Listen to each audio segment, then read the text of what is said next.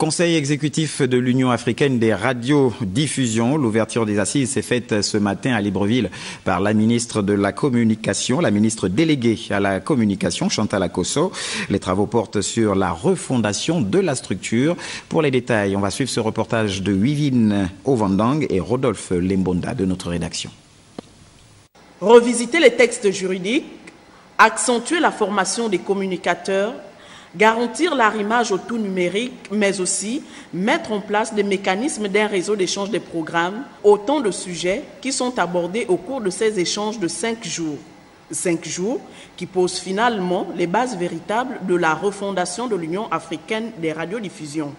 L'UAR a connu la réforme il y a 10 ans. Et après 10 ans, il faut bien revisiter les tests, les secouer pour voir ce qui en reste, ce qu'il faut adapter et ce qu'il faut réorienter. L'Union africaine de radiodiffusion nous apporte le know-how en formant les journalistes, les technico-artistiques et autres, mais aussi, puisque nous avons mis sur pied, nous sommes en train de mettre sur pied un réseau d'échange de programmes. Ce réseau pourrait aider ou participer au financement des contenus dans l'ensemble de nos chaînes de télévision.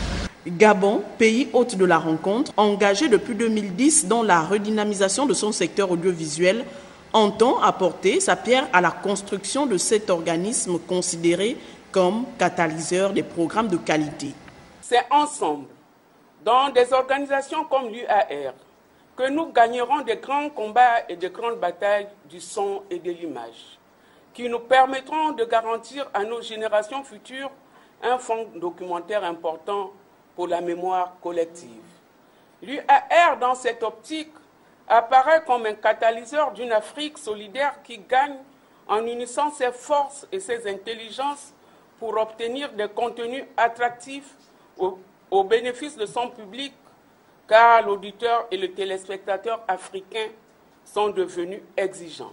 Ces travaux de Libreville préparent en fait la Grande Assemblée générale de mars 2018 au Congo.